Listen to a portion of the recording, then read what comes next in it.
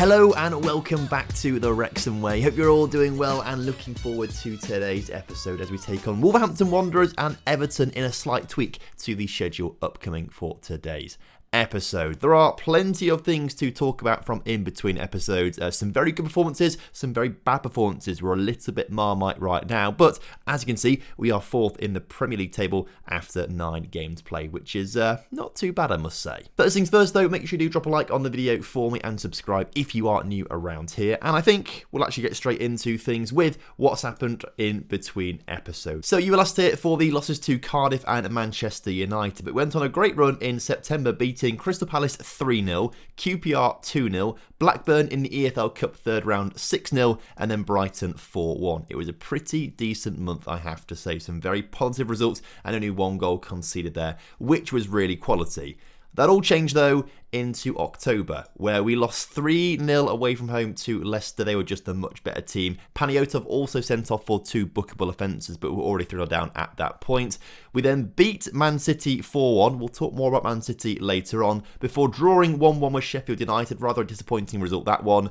And then losing 3-1 to Leicester in the EFL Cup fourth round. Very disappointing, that one, considering we've been at the semi-finals and the final in the past 2 seasons, so that was disappointing. But as for the league table, well, this is how things sit right now. We've only lost 3 games in the league this season, and they are to Man United and Cardiff, who are both ahead of us. We joked about Cardiff being, maybe a title winner this season. That's why they beat us. They genuinely could be at this stage. They are ahead of us in the table by 2 points. Man United by 4 points. And the other team we lost to this season in the league is Leicester. They're currently 5th, just behind us by a singular point right now. So to be fair, actually, we've done pretty well. The teams we've lost to are probably better than us, to be fair, and we should have lost to them, really.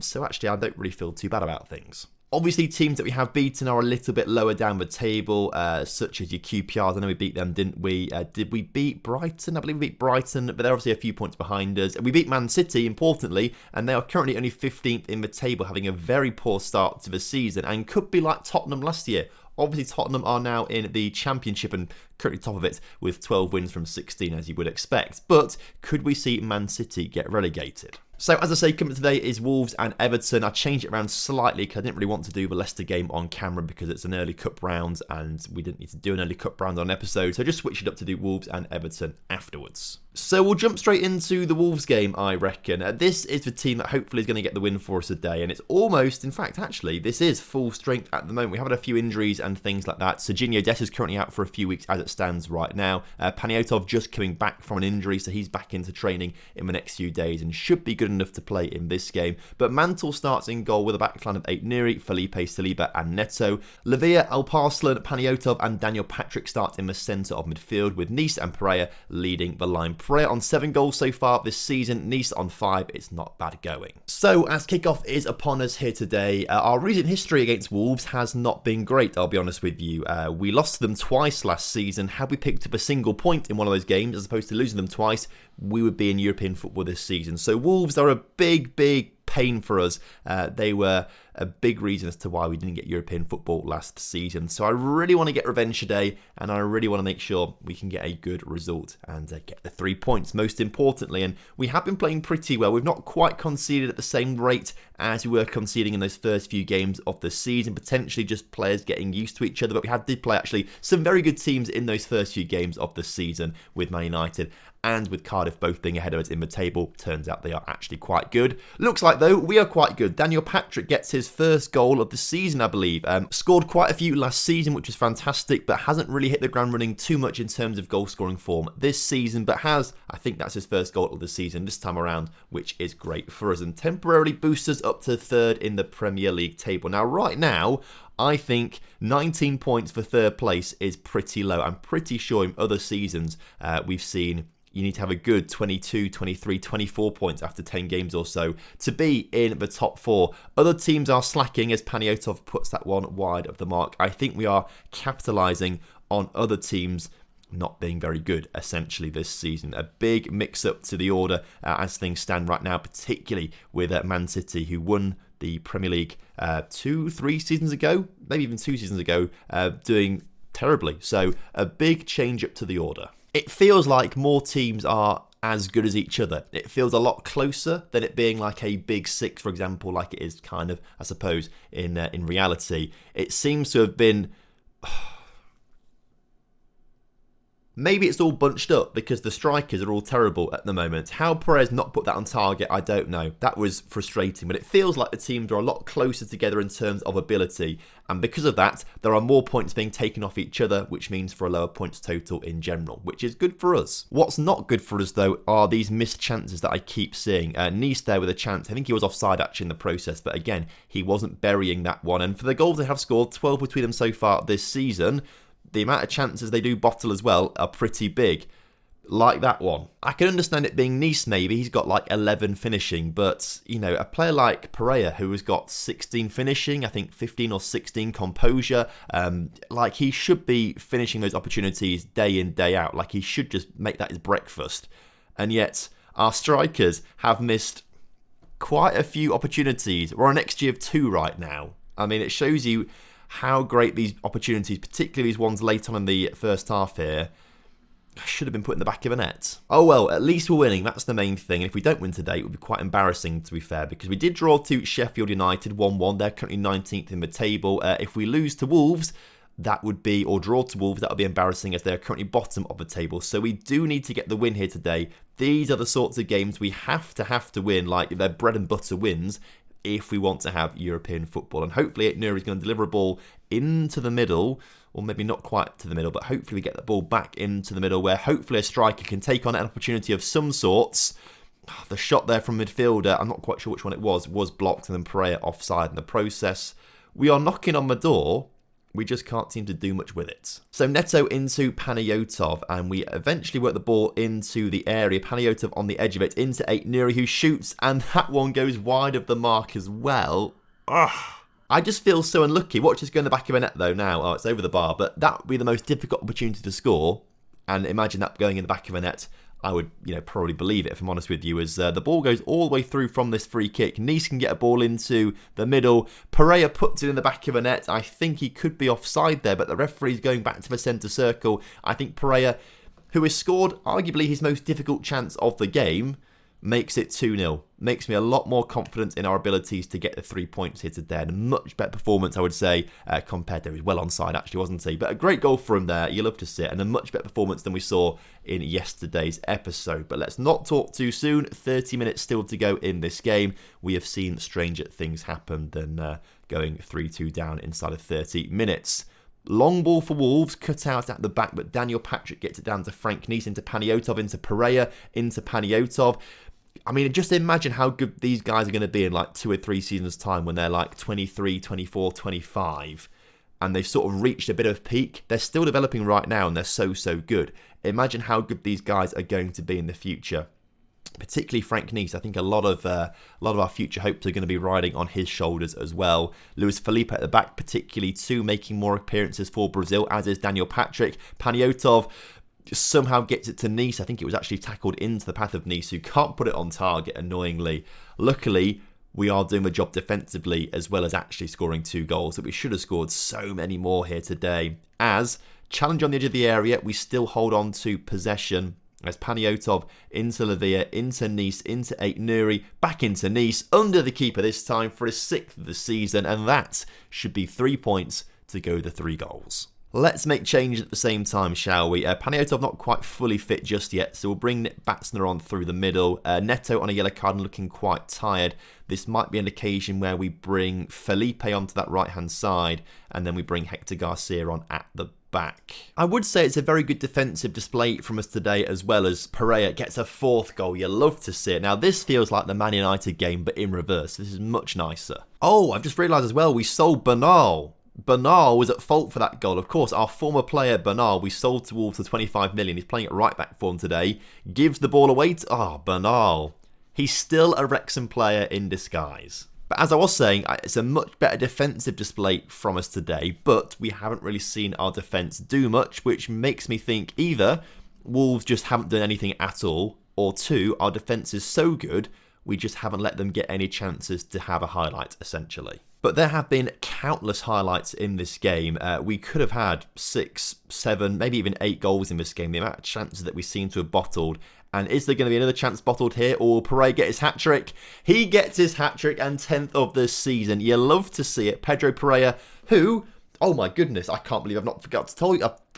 I can't talk.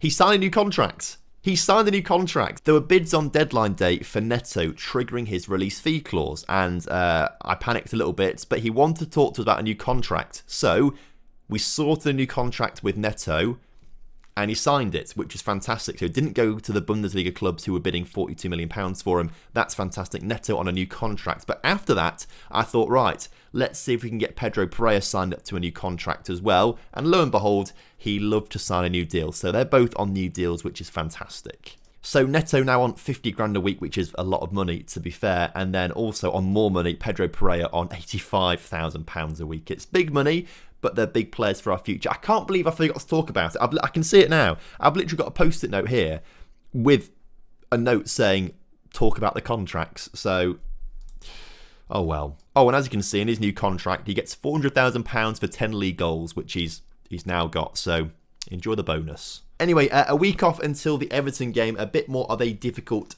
game, this one, against Everton, who, of course, have Champions League football this upcoming season. I believe they're probably playing group stage fixtures right now, so hopefully we're going to catch them sort of in between a Champions League fixture, and they're going to be pretty tired. How are they getting on in their Champions League group? We are going to catch them in between. Okay, they play Milan midweek and then us. Currently, they are third in their group, behind Leverkusen and Milan. Come on, we need them to win. Oh no, we need them to lose heavily against Milan, don't we? So they're really bad in morale for the game coming up against us, and hopefully that help us out with a big win. Okay, so the Everton game coming up, they're currently 8th in the table, only 4 points behind us. I mean, it is really tight between us and, well, Newcastle, arguably maybe Chelsea as well, down in 12th. So obviously, only 10 games into the season, it's always going to be tight, but it feels like everyone's taking points off each other, and the points tally is a lot lower than what it should be. Also, love that our centre mids just absolutely love playing with each other. This is exactly what you want to see. Just green links all over the shop. That's absolutely perfect. And because of that, and the way we played in the last game, I didn't really feel a need to make any changes. So submit the team exactly as it was. Let's go and hopefully beat Everton. So as kickoff is upon us here today, we've got a free kick very early on in this game. Quite defensive, but we love passing it out from the back as we bring it into that midfield and out to Aït-Nouri on the left-hand side, who can cut back to Luis Felipe, who brings it over the halfway line and eventually finds the ball back at his feet into Nice, into Paniotov, who's through in behind the defence and scores the opening goal of the game, his first of this season. Our centre mids have not been contributing in terms of goals so far this season, at least not to the frequency they were last season, but Paniotov finally getting his first goal of the season. Great for him to get off the mark for the player who's going to be the absolute heartbeat of our midfield for years and years to come. He's got a big future here. And so temporarily, that goal takes us within 2 points off top of the table. Will we be 2 points off the top of the table come the end of the season? I highly doubt it, but it's good to get these points on the board right now because it means they're there forever. You know, we're not going to be able to lose these points at all. I don't know what I'm talking about, if I'm honest with you, or where I was going with that sentence. Some sort of footballing cliche as Paniotov. Can he get his second of the game? Of course he can't. Things are shaping up for us. Like, it feels like everyone's taking points off each other. The points total needed for, you know, where we are right now is a lot lower than it should be. I think the perfect storm is coming here for this to be a really memorable season. Like, something special's happening here. And I think this season, the way it's going right now, I'm glad Mantel made that save. That could have really ruined my point, to be fair. But the way I see things going right now, like, this could be a really special season for us. And this could be the year we don't just get European football, we could get Champions League football. And comfortably too.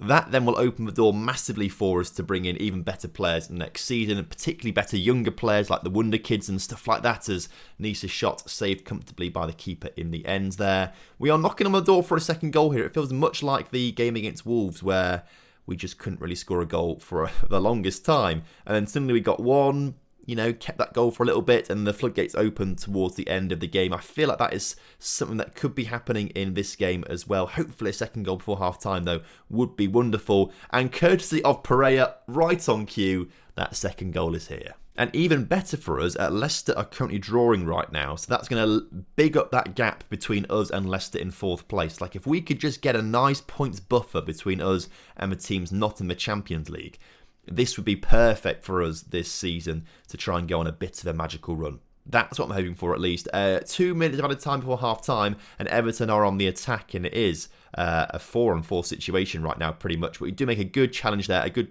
tackle, and now we can counter ourselves through Panayotov, who finds a ball to, well, the defenders of Everton there. Their clearance out from the back is won in the air by Everton players, and they chip the keeper really well there. That's a superb goal. You've got to give credit where it's due. Great goal. Again, slight question marks on Mansell. You have to say he's susceptible to a chip every now and again, but he's doing enough. He's doing enough. I think if we got Champions League, we'd have to invest in a better keeper, but we're not in the Champions League just yet. I'd rather invest in young players for the future in January than a keeper right now. But it's not quite as nervy as it was last episode when he conceded 6 goals or whatever it was, or 7 goals. I can't remember who conceded. Quite a few. It was quite bad in the last episode. A lot of it was his fault, but he seems to have improved a little bit since then in terms of his form. But obviously, we will need to improve on him in the future as Pereira can't get another goal. We do now have a free kick though, and there has been quite a big build-up to it. Can Panayotov grab his second of the game in the season? Of course he can. That is an unstoppable free kick from our number 10. You love to see it.